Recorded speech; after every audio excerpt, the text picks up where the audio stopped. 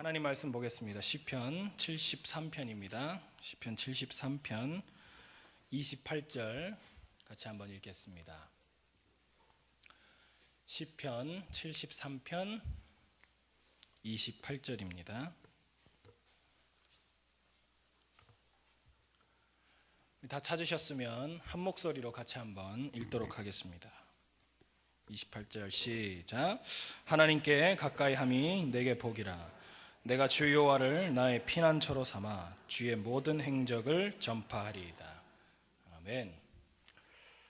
저를 따라 한번 이렇게 선포하고 우리 말씀 나누면 좋겠습니다. 하나님을 가까이 함이 가장 큰 복입니다. 아멘. 네, 하나님을 가까이 함이 가장 큰 복입니다. 여러분, 예전에 제가 몇 년 전에 범죄와의 전쟁, 나쁜 놈들 전성시대라는 제목의 영화를 본 적이 있습니다. 이 영화는 1990년대 초반에 노태우 대통령이 이제 정권을 잡았을 때 우리나라에서 실제로 있었던 범죄와의 전쟁을 선포하고 모든 이제 악한 사람들을 좀 소탕하겠다는 그때 당시의 배경을 주제로 해서 조직 폭력배들을 이제 소탕하고 검거하는 뭐 그런 내용의 영화였습니다. 당시 영화의 주인공 역할을 맡았던 이 최민식이라는 배우가 있었는데요. 그 배우가 이런 유명한 대사를 남겼습니다. 자기 이렇게 늘 품에 수첩을 하나 이렇게 들고 다녀요. 그러면서 이 수첩이 얼마짜리인지 아냐? 그러면서 계속 사람들이 얘기합니다. 이 수첩을 값으로 매기면 뭐 좋게 수십억짜리 수첩은 될 것이다. 이 대사가 왜 등장하냐 하면 그 수첩 안에, 그러니까 그 주인공이 늘 소지하고 다니는 그 수첩 안에는 뭐 그때 당대의 가장 큰 재력가들, 뭐 검사, 판사, 뭐 대기업 사장, 변호사, 의사, 공무원, 뭐 현직, 뭐 국회의원 등 뭐 둘째가라면 서러운 높은 권세자들, 능력자들의 연락처가 다 그 수첩 안에 있었거든요. 근데 그 주인공이 이런 사람들하고 가까이 지내고 있었습니다. 그래서 그 사람들이 갖고 있는 그 권세나 능력이나 재력들을 마음껏 누릴 수 있었던 것이죠. 그래서 그걸 이용해서 범죄를 많이 저지르는 것이에요. 그래서 자기 부를 축적하고 뭐 그런 내용이었습니다. 근데 이제 그 주인공이 이런 게 가능할 수 있었던 이유는 이제 그런 사람들하고 친밀했기 때문이에요. 그런 사람들하고 가까이 지내다 보니까 그 사람들의 연락처가 담긴 이 수첩은 돈으로 치면 정말 수십억 가치가 될 만한 수첩이 될 수 있었던 것이죠. 자기 인생에 어려운 문제나 뭐 곤란한 일이 닥쳤을 때에 수첩에 적힌 그 다양한 직종의 사람들에게 도움을 요청하면 그 사람들이 얼마든지 와서 도와줄 수 있으니까 그 사람에게 있어서 이 수첩이라는 것은 정말로 큰 가치가 있는 수첩이 되는 셈이죠. 여러분, 우리가 누구와 이렇게 가까이 지내기 시작하면 친밀함을 누리게 됩니다. 친밀하게 되면 서로에 대해서 많은 것을 알게 되죠. 또 마음까지 나눌 수 있는 정말 친밀한 사이가 되면 내 것이 네 것이 되고 네 것이 내 것이 될 수 있습니다. 대표적인 예가 뭐 부부 관계가 될 수 있겠죠. 또는 아주 친밀한 친구 관계가 될 수도 있을 것입니다. 그런 사이라면 정말로 어려운 부탁도 쉽게 할 수 있고 또 상대방이 원한다면 얼마든지 들어줄 수 있는 그런 관계가 되는 것이죠.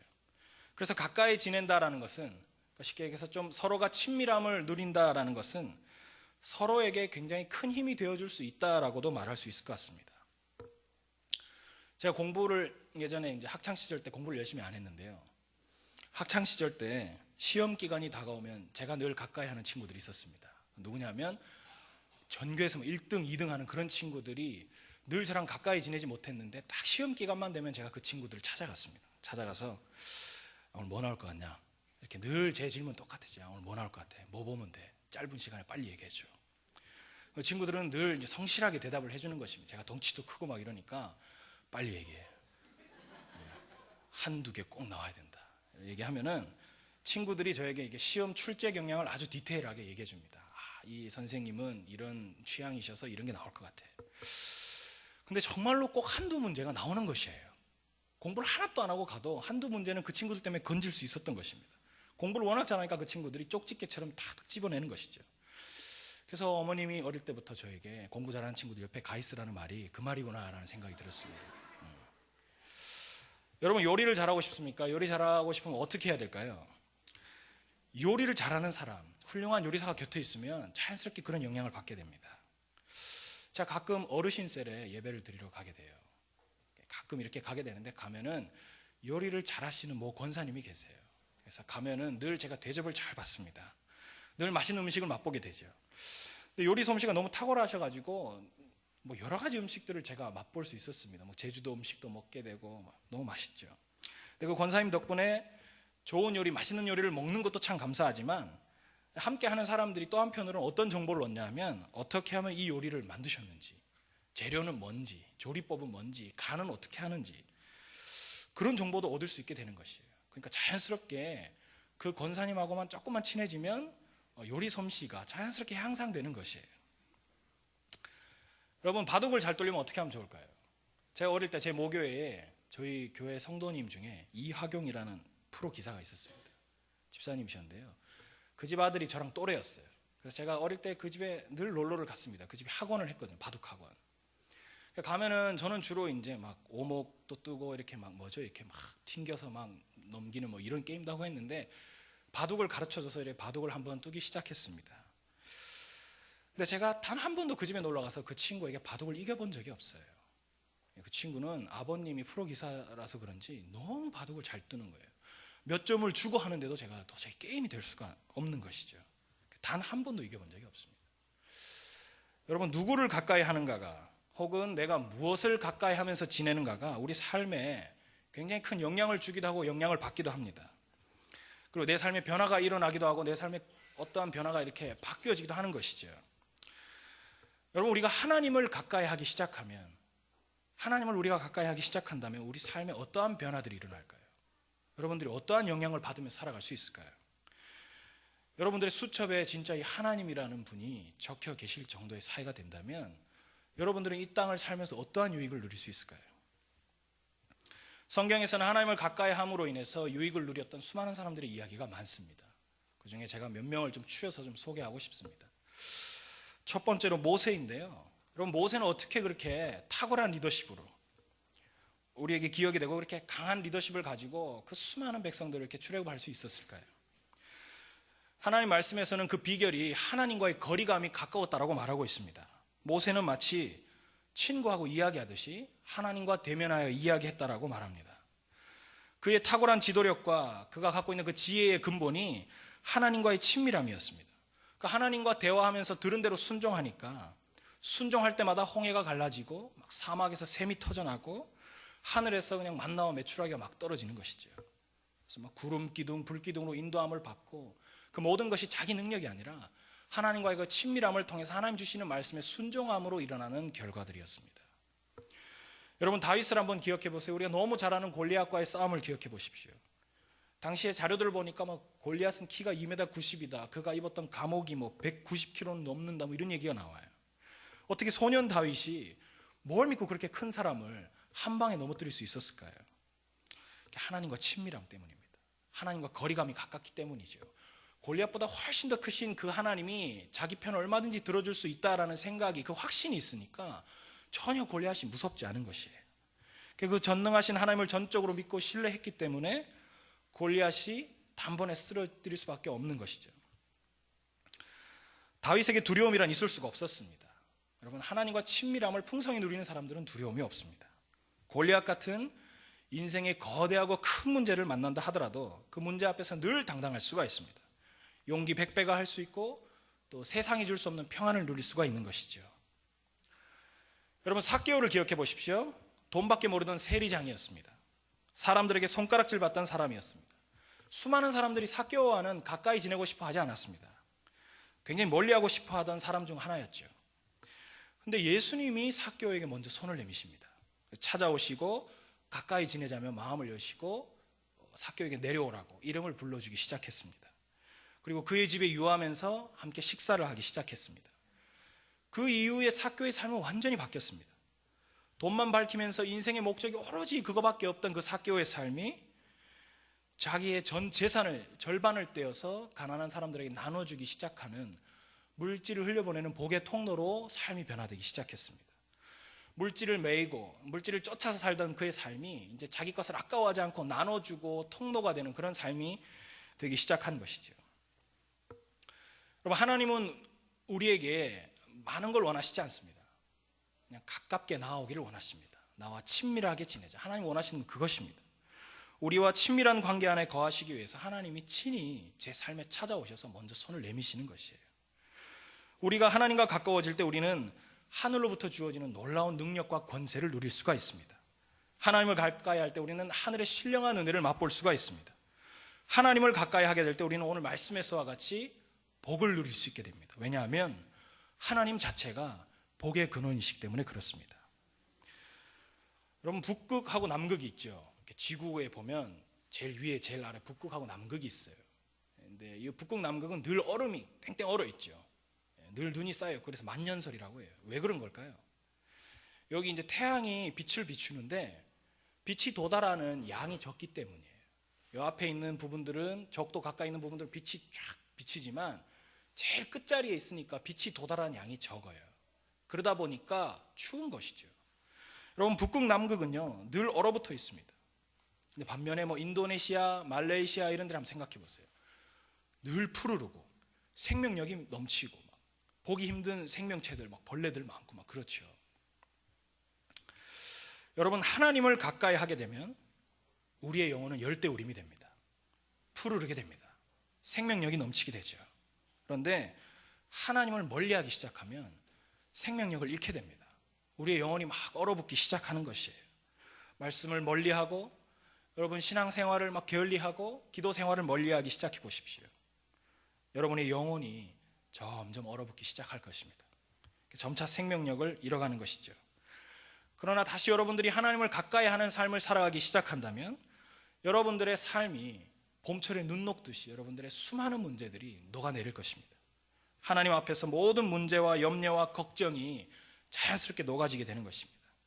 우리 안에 염려와 걱정과 근심이 살아가면서 계속해서 늘어만 가는 이유는 여러분들이 하나님과의 거리감이 멀어져서입니다. 주님과의 거리감이 멀어지니까 두려움이 찾아오고 불안하고 걱정이 앞서기 시작하는 것이죠. 여러분, 하나님 우리에게 무엇을 요구하시겠습니까?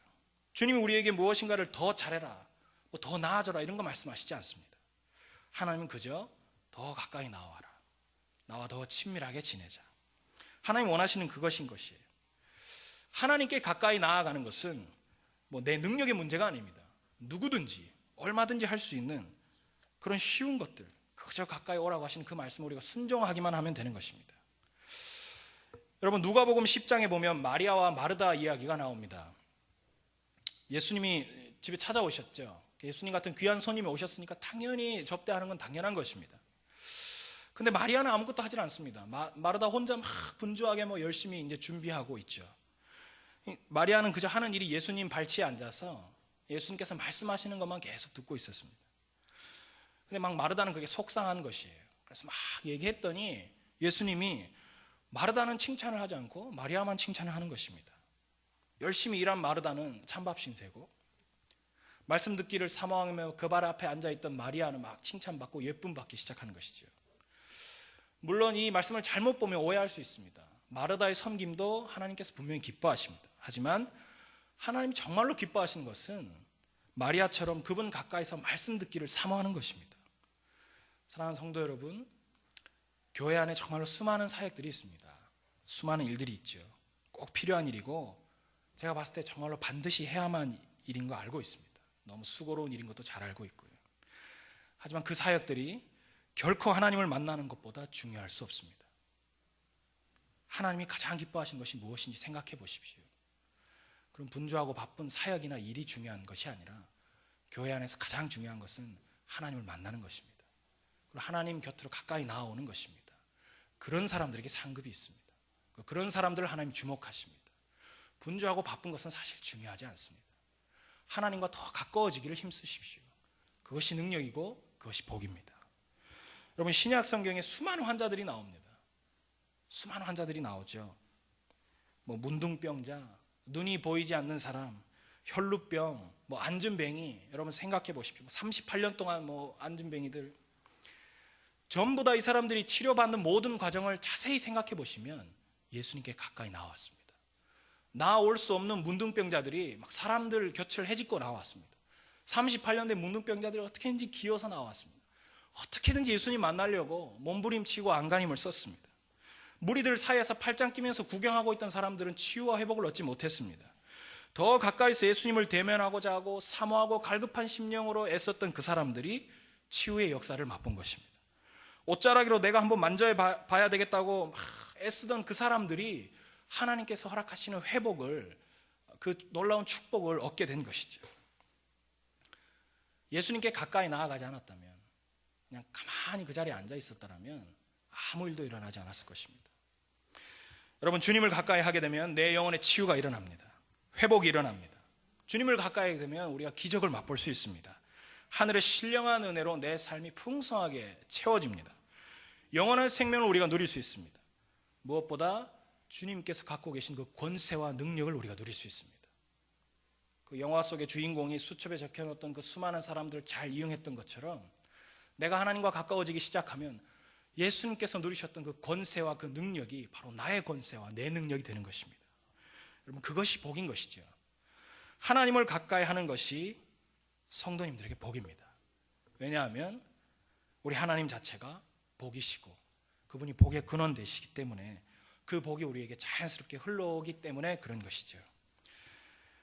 그런데 지금 이 시대는 우리 영혼을 달콤하게 유혹하는 수많은 죄들로 인해서 우리의 영혼을 계속해서 파괴시키고 있습니다.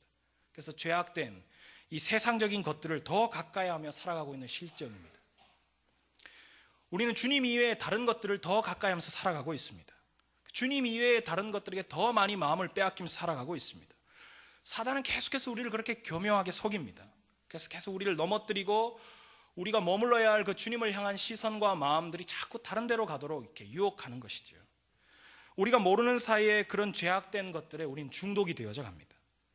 죄라는 것이 그런 것입니다. 처음부터 죄라고 하고 다가오질 않습니다. 가랑비에 옷 젖는 줄 모른다고 서서히 우리 영혼을 잠식하는 것입니다. 그러다 보면 나도 모르는 사이에 이 죄라는 것과 가깝게 지내고 있는 것입니다. 그것이 사단의 전략입니다. 여러분, 사단은 우리에게 하나님 이외의 다른 것이 우리 삶에 정말로 중요한 가치가 있는 것처럼 우리를 속입니다. 계속해서 거짓 메시지를 심는 것이죠. 그래서 그것들과 가깝게 지내도록 이끌어 갑니다. 돈이 정말로 우리 삶에 중요한 것처럼 속입니다. 그래서 돈 버는 것이 우리 인생에 가장 중요한 일인 것처럼 그것과 가깝게 지내려고 노력하는 것이죠. 자녀 문제 때문에 온 내 시간과 마음과 모든 것 다 쏟아 붓습니다. 자녀를 잘 키우는 것이 내 인생에 가장 중요한 일인 것처럼 사단이 계속해서 속이는 것입니다. 여러분, 하나님보다 더 중요시 여기는 어떠한 것들이 여러분 삶에 있다면 이제는 그것들을 멈추셔야 합니다. 하나님보다 다른 무엇인가를 더욱 가까이 하는 것이 있다면 그게 바로 우상숭배입니다. 뭐 이렇게 부처 절상 가가지고 거기다 절하는 게 우상숭배가 아니라 하나님 이외에 다른 것을 더 가까이 하기 시작하고 거기에 마음을 빼앗기는 것이 바로 우상숭배인 것입니다. 여러분에게 달콤하게 다가오는 죄의 유혹들이 있습니까? 그것이 돈입니까? 혹은 뭐 술입니까?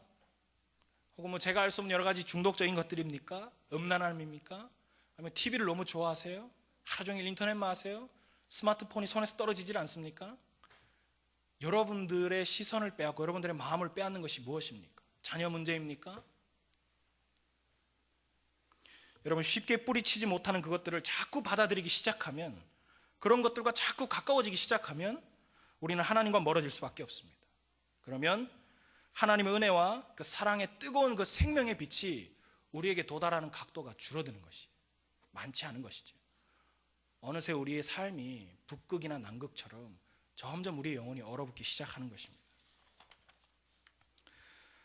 성도님들의 삶을 한번 점검해 보십시오. 여러분들의 시선이 자주 머물러 있는 그곳이, 여러분들의 마음이 자주 가 있는 그곳이 성도님들이 가장 가깝게 지내는 것입니다. 그것이 여러분의 마음이 있는 곳이며 그것이 바로 여러분 마음의 가장 우선된 순위에 있는 것입니다. 사랑하는 우리 충신교회 성도 여러분, 여러분이 가장 가까이 두고 집중하고 있는 것이 무엇입니까? 이제 더 이상 다른 것에 시간과 마음을 빼앗기고 하나님과 가까이 지내지 않고 살아간다면 여러분의 영혼은 어느새 얼어붙고 말 것입니다. 이 시간 하나님과의 거리감이 얼마나 가까운지 자기 자신을 한번 점검해 보십시오. 하나님과 너무 멀리 있다라고 생각하기 시작한다면 이제 가던 길을 멈추고 빨리 돌아서십시오. 예수님께서 우리에게 친구가 되어주겠다라고 요한복음에서 말씀하십니다. 그분은 얼마든지 우리와 가까워지기를 원하십니다. 얼마든지 계속해서 손을 내미십니다.